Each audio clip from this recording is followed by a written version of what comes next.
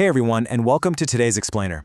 We're taking a story you probably know pretty well, the events in the Garden of Gethsemane, and we're looking at it from completely new, multidisciplinary angles.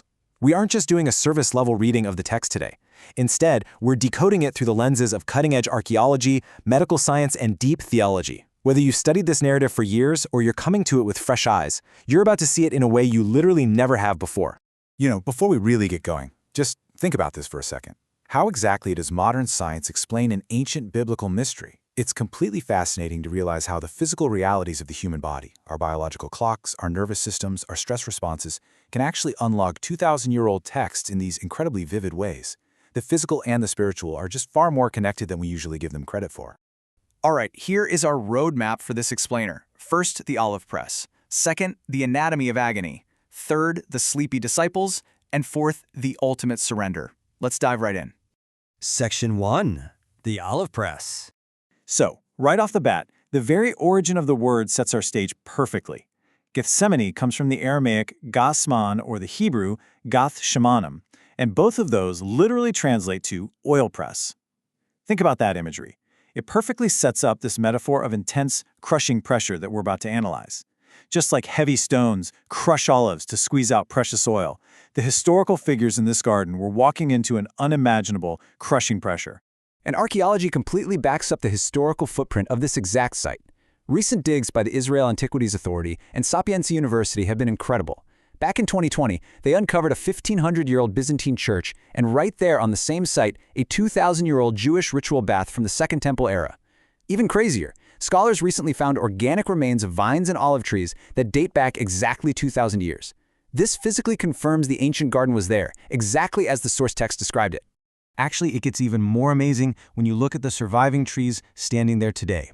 A study in 2012 carbon dated the older parts of 3 current hollow olive trees in the garden all the way back to the year 1092 AD. But here's the absolute kicker. DNA tests showed all of these ancient trees share the exact same parent plant. Basically, they were sprouts reviving from much older roots. It shows there was a deliberate attempt to keep the lineage of one single ancient olive tree intact for centuries. It's like a botanical time machine. Section 2. The anatomy of agony. All right, let's talk about what was happening biologically that night, because there's a massive medical contrast going on. Sleep experts will tell you that to fall asleep, your body needs the parasympathetic nervous system to take over. That's your body's rest and digest state. But Jesus, he was experiencing massive sympathetic nervous system activation. We're talking severe fight-or-flight response. He was in a state of cognitive and emotional hyperarousal, totally flooded with the stress hormone cortisol, literally preparing his body for a battle for survival. This level of stress was so extreme that it pushed the physical boundaries of the human body to the breaking point. It led to a documented, though very rare, medical condition called hematidrosis. Here's how it works. When someone is under extreme, life-threatening psychological stress, the tiny blood vessels in the skin can actually dilate so much that they rupture. That blood then merges with the sweat glands, meaning droplets of blood physically mix with sweat and appear on the skin. And what's wild is how perfectly modern medical science lines up with the ancient text here. The physician Luke wrote, "He was in such agony and he prayed so fervently that his sweat became like drops of blood falling to the ground." Get this, the term fervently used in the original text actually comes from a medical term for muscles being stretched to their absolute maximum capacity.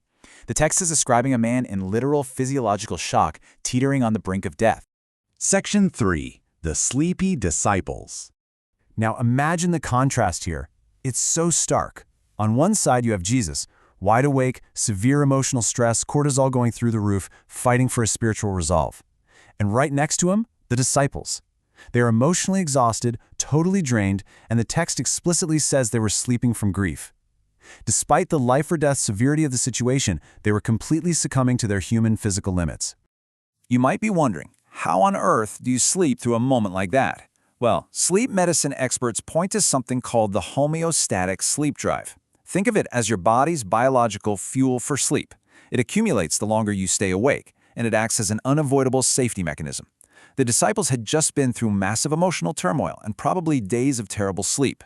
That accumulated sleep debt simply overrode their anxiety. Eventually, the brain is like a child holding its breath. It just forces a shutdown, causing them to fall asleep at the worst possible time. Spiritually speaking, the Gospel writers use this biologically induced sleep to make a huge metaphorical point. Jesus tells them, the spirit is willing but the flesh is weak. Even though their intentions were pure, even though they promised to stay awake and fight, the human physical condition is just incredibly frail.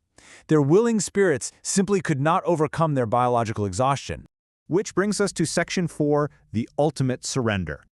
Let's zoom out to the theology for a minute, because scholars point out a really profound reversal happening in this garden.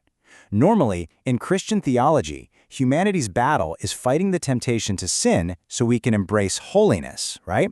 But for Jesus, the texts present the exact opposite battle.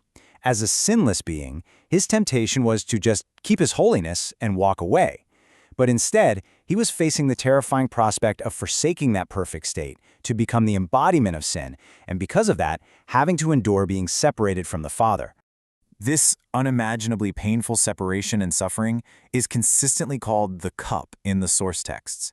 It's a deep biblical metaphor representing the absolute full measure of divine wrath and judgment. The texts really make it clear. It wasn't just the physical torture of the cross he was dreading. His human nature was entirely dreading this cup, the alienation and the spiritual crushing that he was preparing to willingly take on. We actually see this profound physical and emotional surrender happen in 3 really clear sequential steps. Step 1. He fell face down in extreme, isolating distress, taking on a posture of total desperation. Step 2. He prayed, crying out fervently for an alternative path if there was any possible way. And then, step 3, he ultimately submitted to the Father's will, actively making the choice to endure the cup. It all culminates in these incredibly famous words from Matthew 26:39. My Father, if it is possible, let this cup pass from me, yet not as I will, but as you will. From a theological perspective, this moment sets the ultimate standard for prioritizing submission to God's will over our own personal comfort.